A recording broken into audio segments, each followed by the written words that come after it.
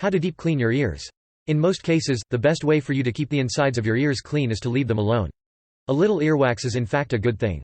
But if you do have excessive wax buildup, there are some generally safe methods for cleaning, like removing wax from outside of your ears and introducing a safe liquid into your ear, that you can try at home. Otherwise, seek the help of a doctor. Taking a cautious approach.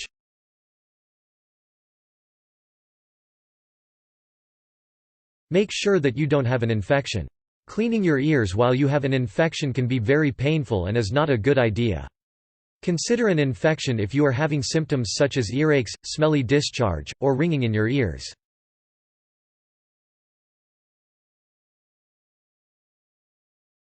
Leave your ear canal alone. For the majority of people, this is really all you need to do.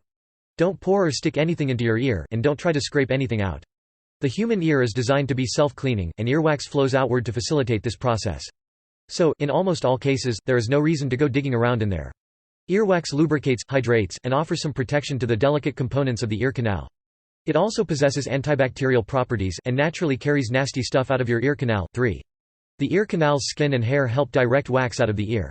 Additionally, chewing and other jaw motions help push wax outward.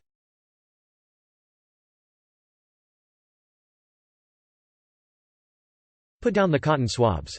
Cotton swabs, e.g., Q-tips, are great for cleaning a million different little things, except for your ears.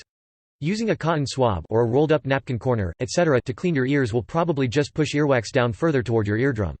Even worse, because of the thin skin and sensitive components inside your ear, you can easily cause punctures or other damage. Most cases of impacted earwax are caused by ill-advised cleaning methods that push wax down against the eardrum. Clean the outside of your ear. If you want to get rid of earwax, wait until it emerges from your ear canal. Then, wipe it and the rest of your ear with a soft, moist cloth or cotton ball. You can even use those cotton swabs, that you've stopped sticking into your ear, to get to all the nooks and crannies on the outer part of your ear. Basically, only worry about cleaning the parts of your ear you can see in the mirror.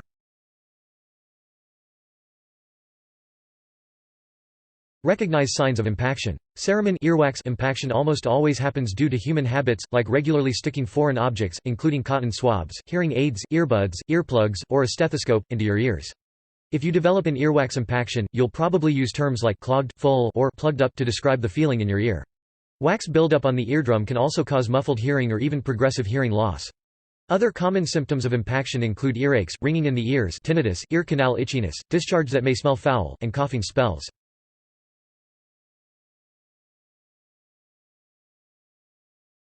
See your doctor for impaction removal. In most cases, your doctor will use some combination of irrigation and manual extraction to remove impacted earwax. Any pain should be minimal, and you will probably feel the difference and possibly notice improved hearing almost immediately. Many of the symptoms of cerumen impaction can also indicate ear infections or other serious conditions that your doctor can diagnose and treat.